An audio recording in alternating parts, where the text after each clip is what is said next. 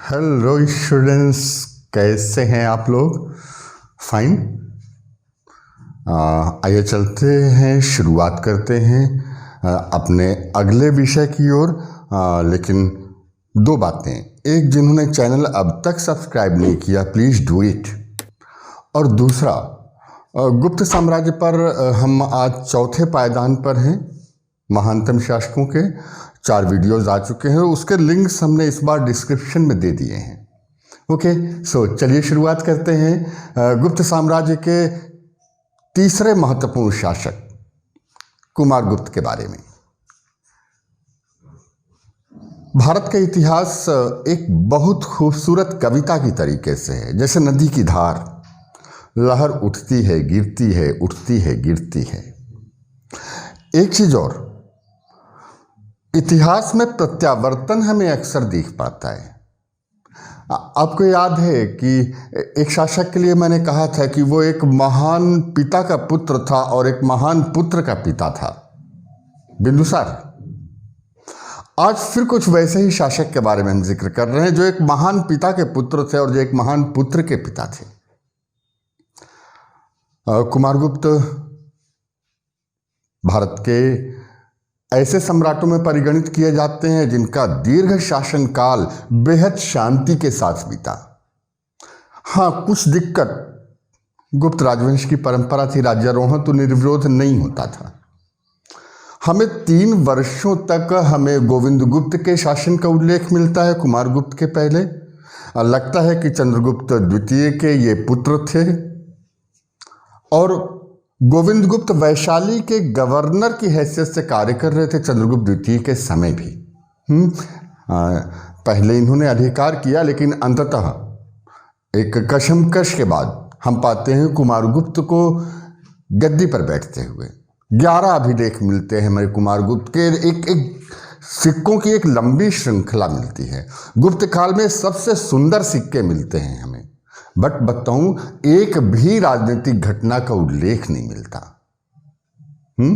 ये चीज ये बताती है कि कुमारगुप्त का एक दीर्घ शासन राजनीतिक घटना विहीन रहा होगा, सिवाय उत्तराधिकार की बात छोड़ करके।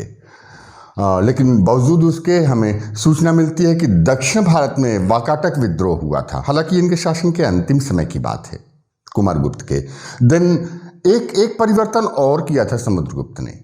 जो उनके पिता की नीति थी, थोड़ा सा लिबरल नीति थी प्रत्यंत सीमावर्ती राज्यों के प्रति, उसमें हमें सूचना मिलती है कि कलिंग और है प्रदेश को, माहिष्यक प्रदेश को जीत करके अपने राज्य में मिला लिया था। हम कह सकते हैं कि जो अर्गलाओं के कैसे जाने का क्रम चंद्रगुप्त विक्रमादित्य ने शुरू किया था ना, कुमारगुप्त के समय कंटिन्यूड था। साम्राज्य की प्रभुसत्ता का प्रसार हो रहा था। निश्चित तौर पर हमें सूचना मिलती है गुजरात की तरफ प्रसार हुआ होगा मौर्य सत्ता का।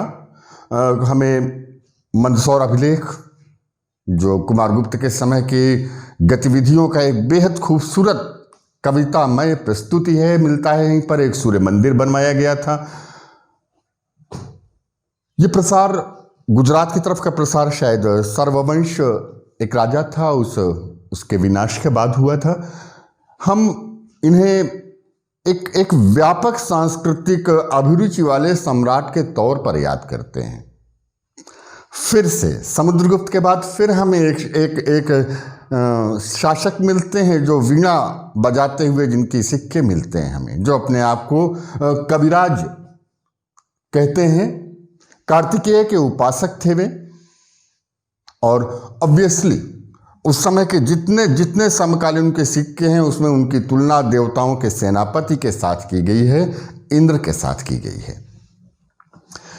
शायद अश्वमेघ यज्ञ भी किया होगा, क्योंकि उनका एक नाम अश्वमेघ महेंद्र भी मिलता है। एक लंबा शासन काल था इनका।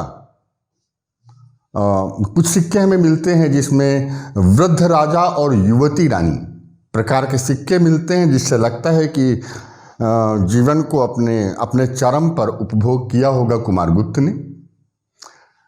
हमें कुछ ऐसे भी सिक्के मिलते हैं जिसमें रानी खड़ी हुई है, कोई एक अधिकारी खड़ा हुआ है और सम्राट सन्यासी के वेश में है।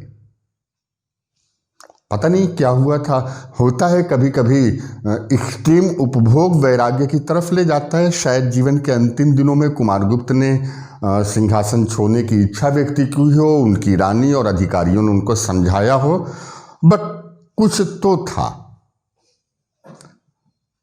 कुमारगुप्त के समय कुछ नई परंपराएं दिख पड़ती हैं हमें। एक अक्षय नीवी शब्द मिलता है। अक्षय नीवी एक ट्रस्ट था, मंदिरों में कुछ पैसा जो किसी निश्चित उद्देश्य के लिए होता था।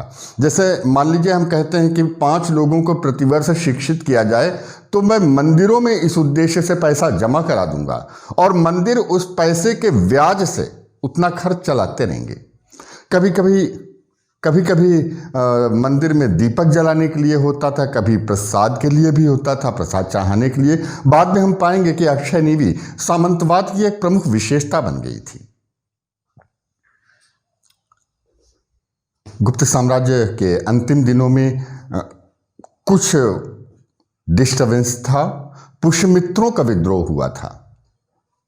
कहते हैं कि गुप्त राज लक्ष्मी चंचल हो गई थी। विद्रोह इतना भीषण था और विद्रोह इतना भीषण था कि इसका दमन करने के लिए स्वयं युवराज स्कंदगुप्त गए थे। इसका विद्रोह का दमन करने के लिए हमें सूचना मिलती है कि पुष्यमित्रों का दमन करने के बाद उन्होंने अपनी अश्रुपूरित मां को आकर के ये सूचना दी। देवकी की तुलना भी की गई। हम बिल्कुल अंदाजा लगा सकते हैं कि संभवतः उनकी मां पुष्यमित्र राजकुमारी रही होंगी और पुष्यमित्रों का उन्मूलन इतना सहज नहीं रहा होगा युवराज स्कंदगुप्त के लिए। युवराज स्कंदगुप्त का जैसे नियति उनका साक्षात्कार ले रही थी। कुमारगुप्त के अंतिम दिनों में वास्तविक खतरा मौजूद होता है उत्तरी पश्चिमी सीमांत से। हूणों का आक्रमण हुआ, जबरदस्त आक्रमण हुआ। हमें सूचना मिलती है कि भूमि हिल गई। हमें सूचना मिलती है कि इस आक्रमण का प्रतिकार करने के लिए स्वयं युवराज स्कंदगुप्त कई दिन जमीन पर सोए थे, जिसका मतलब है कि सेनाओं के साथ सैनिक अभियान में रहे थे। निर्णायक रूप से पराजित किए गए हूण। लेकिन एक दुखद सूचना भी थी कि जब लौट करके आए युवराज स्कंदगुप्त तो उन्होंने अपने पिता को जीवित नहीं पाया। यह थी गुप्त साम्राज्य के एक और नक्षत्र कुमारगुप्त के समय की कहानी।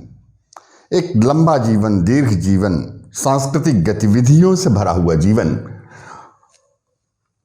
शायद अब इसके बाद कुछ संकट गुप्त साम्राज्य में आने वाले थे। मैं आपको संकेत कर दूं, एक तो पद वंशानुगत होने लग गए थे, फाइन। दूसरा, एक ही व्यक्ति को 2-2, 3-3 पद मिलने लग गए थे। हरिशण महासंधि विग्राहिक भी थे, सेनापति भी थे, एक और पद था उनके पास। हरिशण के बारे में एक चीज बड़ी चौंकाने वाली मिलती है। मैं समुद्रगुप्त के प्रयाग प्रशस्ति के लेखक की बात कर रहा हूं कि उनकी अन्य जिम्मेदारियों के अलावा उन्हें ब्राह्मणों को संबोधित राजाज्ञा जारी करने का अधिकार दिया गया था। कुछ तो था। हम चर्चा करेंगे आपसे बाद में। चलिए, with a message. Chanakya Hindustan के युग पुरुष हैं और एक बड़ा खूबसूरत कथन है उनका, महत्वाकांक्षा का मोती निष्ठुरता की सीप में पलता है। जस्ट थिंक इट और शुरू कर दीजिए अपने एक बेहतर भविष्य के लिए। जल्दी मिलेंगे, फिर मिलेंगे। पढ़ते रहिए।